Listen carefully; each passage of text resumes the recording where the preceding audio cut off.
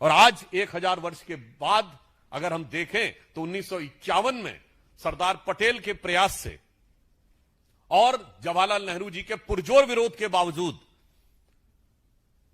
प्रथम राष्ट्रपति डॉक्टर राजेंद्र प्रसाद जी की उपस्थिति में यह स्वप्न साकार हुआ था। और आज प्रधानमंत्री श्री नरेंद्र मोदी जी के नेतृत्व में जो बात डॉक्टर राजेंद्र प्रसाद जी ने कही थी कि समृद्धि की तरफ जब भारत बढ़ेगा तो यह पूर्ण होता हुआ दिखाई पड़ेगा, तो आज पूर्णता की तरफ बढ़ रहे हैं। जब हम चौथी बड़ी इकोनॉमी है, चौथे बड़े स्टॉक एक्सचेंज हैं, तीसरे बड़े ऑटोमोबाइल मैन्युफैक्चरर हैं, दूसरे बड़े मोबाइल हैंडसेट के मैन्युफैक्चरर हैं और डिजिटल ट्रांजैक्शन में दुनिया के नंबर 1 देश ही नहीं है, वर्ल्ड की सारी मेजर इकोनॉमीज में लगातार 2 साल से फास्टेस्ट ग्रोइंग इकोनॉमी है। अर्थात जो सोमनाथ के संकल्प का विचार था वो आज चरितार्थ होता हुआ नजर आ रहा है। दूसरी बात यह आती है कि इसको आज स्मरण रखने की क्यों आवश्यकता है, क्योंकि इस देश की अस्मिता के साथ एक बहुत घिनौना मजाक किया गया। मैं घिनौना मजाक शब्द इसलिए कहता हूं, हमारी जनरेशन के आप सब लोगों ने पढ़ा होगा, इतिहास में पढ़ाया जाता है कि साहब जो कुछ मोहम्मद गजनी ने किया सोमनाथ पे वो तो केवल पैसा लूटने के लिए किया था, उसका कोई धार्मिक भावना से लेना देना नहीं था। और इतना ही नहीं, और इसका स्रोत कहां से आता है, पंडित जवाहरलाल नेहरू की डिस्कवरी ऑफ इंडिया। जो मूल एडिशन 1948 में छपा है उसमें 161 और बाद के एडिशन में 240 के आसपास आ जाता है, तो पेज नंबर वेरी कर सकता है, पर आप जाकर चेक कर सकते हैं। वो कहते हैं Mahmud was far more a warrior than a man of faith. Like many other conquerors, he used to exploit the name of religion for its conquest. India was to him just a place from which he could earn the treasures and material.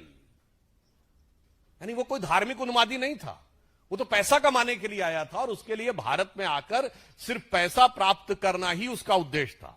और आगे वो लिखते हैं कि वो कला का कितना बड़ा प्रेमी था कि जब वो मथुरा में एंटर करता है तो वो इतना प्रभावित हो जाता है वहां की स्थापत्य कला को देख के। The building interested him was so much impressed by the city of Mathura from Delhi. All about he road that there was 1,000 edifice from which the faith has fallen nor it's likely the city attend the present. वो कहते हैं कि वो देखकर इतना अभिभूत हो जाता, कहता लगता ही नहीं इतनी सुंदर मूर्तियां और सुंदर मंदिर और सुंदर भवन मनुष्यों के बनाए हुए, ये तो जिन्न के बनाए हुए हैं। और कहते देखिए जवाहरलाल नेहरू जी कहते हैं कि महमूद गजनी कितना कला का प्रेमी था, जबकि उन्होंने जिस बुक से लिया है वो उसके साथ आए हुए खुद के इतिहासकार उतबी ने अपनी किताब तारीख यामनी में लिखा है कि जिस समय उसने मंदिर पे कैप्चर कर लिया और वहां के समस्त पुरोहित और राजा उनके पास गए और उन्होंने कहा कि शिवलिंग को खंडित मत करिए, इसके बदले में हम आपको लाखों स्वर्ण मुद्राएं देंगे। और उनके एडवाइजर्स को लगा कि ये एक अच्छा मौका है, हमें एक पत्थर से क्या लेना देना है, अगर इतना मिलता है तो ये खुद महमूद गजनी के साथ आए हुए इतिहासकार जिससे ये प्रेरणा ले रहे हैं नेहरू जी और उनके बाद उनके गोत्र के समस्त इतिहासकार, वो क्या लिखता है, कहता महमूद ने मना कर दिया। किस लिए मना कर दिया? वो कहता है इसलिए कि मैं चाहता हूं कि कयामत के दिन मैं एक बुत शिकन के रूप में जाना जाऊं, ना कि बुत परस्तों के साथ सौदागरी करने वाले एक गलीच बुत फरोश के रूप में। यानी शुद्ध हिंदी में कह देता हूं, अर्थात मैं चाहता हूं कि कयामत का दिन आए तो मेरी ख्याति हो कि मैंने मूर्ति भंजक के रूप में मेरी ख्याति हो, ना कि मूर्ति पूजकों के साथ सौदागरी व्यापार करने वाले एक नीच इंसान के रूप में। अब बताइए जितने लेफ्टिस्ट और ये सब समझाते हैं ये सारी थ्योरी डिमोलिश्ड जो उसी में लिखी हुई है, मगर इतिहास को कैसा डिस्टॉर्ट किया गया। और सुनिए जो नेहरू जी ने लिखा डिस्कवरी ऑफ इंडिया में, जो कहा गया कि वो बड़ा प्रेमी था, ठीक इसी में इसी किताब में, और ये एन नंबर ऑफ रेफरेंसेस में बहुत लिखा गया है, history of India as told by various historians, इसमें है translation of Tarikul Yamini by of the Mahmud chronicles, उसमें भी लिखा है कि जैसे ही वो मथुरा में देखता पहले तो बड़ा प्रभावित होता, फिर कहता सारे मंदिरों और बिल्डिंगों को नष्ट कर दो। डिस्कवरी ऑफ इंडिया में वो सेंटेंस गायब, और इंटरप्रिटेशन ये कि वो तो बहुत बड़ा कला प्रेमी था। इसलिए आज भारत की अस्मिता के साथ हुए इस आघात और उसके साथ हुए इस घिनौने मजाक को याद रखने की आवश्यकता है। और एक और चीज आपको बताना चाहता हूं, भारत का एक और बहुत बड़ा नुकसान किया गया। वो क्या किया गया? आप सबने फिल्मों में डायलॉग सुना होगा। एक वो पुरानी फिल्म थी 1991 की शायद, जिसमें दिलीप कुमार और राजकुमार दोनों थे, जिसमें उनका हेलीकॉप्टर लैंड कर जाता है तो कहता लो बंदूक मार लो, तो कहता नहीं हम तुम्हें मारेंगे और जरूर मारेंगे, मगर तब जब बंदूक भी हमारी होगी, गोली भी हमारी होगी, इलाका भी हमारा होगा और वक्त भी हमारा होगा। ये डायलॉग सिर्फ फिल्मों में सुना होगा, परंतु ऐसा नहीं है।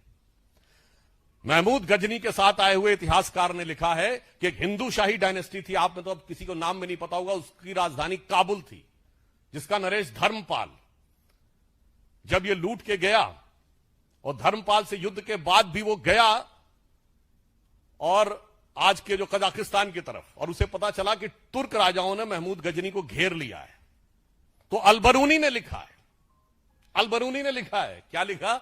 उसने कहा जब घेर लिया है तो वो धर्मपाल उसको कहता है कि मैं 2000 घुड़सवार, 10,000 सैनिक और 100 हाथियों के साथ तुम्हारी मदद करने को आने को तैयार हूं, मगर किस लिए?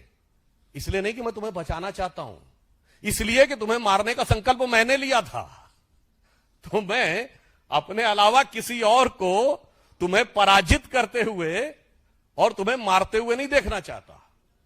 ये वो चीज थी जिसने भारत को बचा के रखा, ना कि एक गाल के बदले दूसरा गाल आगे कर देने के सिद्धांत ने। इसलिए इसी के लिए श्रद्धेय अटल बिहारी वाजपेयी जी ने पूछा था, आज सोमनाथ जो दिखाई पड़ रहा है, माननीय प्रधानमंत्री जी ने जिन भाव की अभिव्यक्ति की है, वो दर्शाता है कि भारतीय संस्कृति की वो जीवनी शक्ति थी, वो संघर्ष शक्ति थी, जिसने दुनिया के सबसे बर्बर आक्रमणों को भी झेल कर अपने को बचा के रखा, जिसके लिए अटल जी ने लिखा था कि दुनिया का इतिहास पूछता रोम कहां, यूनान कहां है, घर घर में शुभ अग्नि जगाता वो उन्नत ईरान कहां है, दीप बुझे पश्चिमी जगत के छाया जब बर्बर अंधियारा, तभी चीर कर तम की छाती चमका हिंदुस्तान हमारा। और वो जो चमक थी उसकी अभिव्यक्ति सोमनाथ के प्रथम ज्योतिर्लिंग में दिखाई पड़ती थी। मगर अफसोस 1835 में मैकॉले ने जो विष हमारे दिमागों में भरना शुरू किया, 2035 में प्रधानमंत्री जी ने कहा उस विष से मुक्त करनी है, उस विष का बहुत बड़ी विष बेल को काटने का प्रतीक सोमनाथ का मंदिर था। अब आप कहेंगे साहब बहुत इतिहास की बात हो गई, आज के कॉन्टेक्स्ट में क्या है? तो यह भी मैं बताना चाहता हूं, आप सभी लोग, विपक्ष के लोग बहुत बोले थे कि डोनाल्ड ट्रंप ने ऑपरेशन सिंदूर के बाद भारत पाकिस्तान की मध्यस्थता की बात कही थी और इसको लेकर हमारे विरोधी बहुत उछल उछल के बोल रहे थे। तो 11 मई 2025 को डोनाल्ड ट्रंप ने यह भी बोला था कि 1000 ईयर से इंडिया और पाकिस्तान के बीच की लड़ाई है और कश्मीर उससे जुड़ा हुआ मुद्दा है। तो मैं पूछना चाहता हूं, इन लोगों में से किसी ने सवाल किया कि 78 साल पहले बना हुआ देश में 1000 साल पुरानी लड़ाई क्यों है? ये वही 1000 साल की लड़ाई है जिसका 1000 साल आपको दिखाई पड़ रहा है। और ये मैं केवल अपने मन से नहीं कह रहा हूं, पूछिए पाकिस्तान की सरफेस टू एयर मिसाइल का नाम क्या है? Ghazni. Air to air missile का नाम बाबर, दूसरी मिसाइल का नाम गौरी। इसलिए जो इस देश में बैठकर मैकाले के मानस पुत्र और मार्क्स के मानस पुत्र, यानी जिनके दिमाग में एम फैक्टर बहुत घुस गया है, the Macaulay factor of 19th century and the Marxist factor of 20th century, और कुछ और भी आप लोग सोच रहे होंगे, तो आपकी बुद्धिमत्ता पे मुझे पूर्ण विश्वास है, तो उसका उत्तर भी एम फैक्टर ही है, यानी मोदी फैक्टर।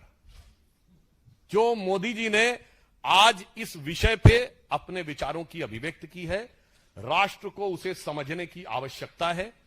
और इसलिए मैं कहना चाहूंगा, प्रधानमंत्री जी ने यह बात कही है कि यह अमृत काल है 22 वर्ष का, और 22 वर्ष बचे हैं उसमें, 25 वर्ष का, और यह वो आधार बनाएगा जो 1000 साल तक भारत का मार्ग प्रशस्त करेगा। मगर उसके साथ साथ उन षड्यंत्रों, धूर्तताओं और कष्टों को भी याद रखने की जरूरत है जो हजारों साल से भारत पे हुए हैं। जो लोग ये कहते हैं कि मुगल आक्रमणकारियों के दौर में भारत में क्या क्या हुआ, तो उनके मैं बहुत डिटेल में नहीं जाना चाहता, सिर्फ इतना बता देना चाहता हूं कि एंगस, जो प्रोफेसर आरजी रमल ने डिवो साइट बनाई है, जिन्होंने वर्ल्ड की हिस्ट्री का पूरा किया है, कब कब कितने लोग मारे गए, उसमें तुगलक के दौर में कितने मारे गए, खिलजी के दौर में कितने लाख मारे गए, मुगल के दौर में कितने मारे गए, कुल मिलाकर उन्होंने 60 मिलियन से 80 मिलियन लोगों के मैसेकर की बात कही है। विल डूरांड ने हिस्ट्री ऑफ सिविलाइजेशन में लिखा है, the Muslim conquest of India was not one of the bloodiest, he said was the deadliest. Colonel James Tod ने लिखा है annals and antiquities of Pakistan of Rajasthan में कि जब अकबर ने कैप्चर किया तो उसने 2980 किलोज के जनेऊ तोले, 2980 किलोज। आप सोच सकते हैं कि कितना था। ये किसने लिखा? फॉरेनर्स ने। इसलिए मैं कहना चाहता हूं, मजाक मत उड़ाइए।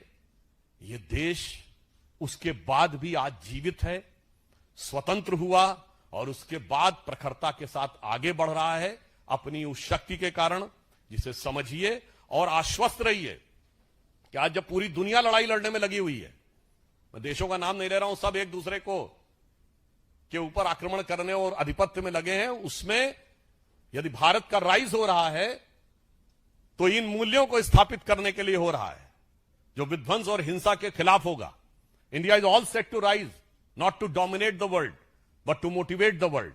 और उसका मूल आधार वह हिंदू संस्कृति, हिंदू सभ्यता है, जिसे कलंकित करने का प्रयास और उसके ऊपर हुए इतिहास के सबसे घनघोर नरसंहार, विल डूरांड ने जो कहा है, उसको छुपाने ही नहीं, नरसंहार करने वालों को महिमा मंडित करने के इस दुष्चक्र और षड्यंत्र को समझने की जरूरत है। और भारत क्या सोचेगा, जो प्रधानमंत्री जी ने कहा कि अगले 1000 साल तक, तो अटल जी की इस पंक्ति से समाप्त करता हूं, जो उनकी बड़ी प्रसिद्ध कविता थी, हिंदू तन मन हिंदू जीवन रग रग हिंदू मेरा परिचय।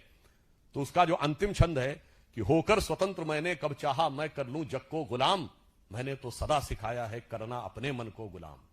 गोपाल राम के नामों पर कब मैंने अत्याचार किया, कब दुनिया को हिंदू करने घर घर में नरसंहार किया, कोई बतलाए काबुल में जाकर कितनी मस्जिद तोड़ी, भूभाग नहीं शत शत मानव के हृदय जीतने का निश्चय, हिंदू तन मन हिंदू जीवन रग रग हिंदू मेरा परिचय।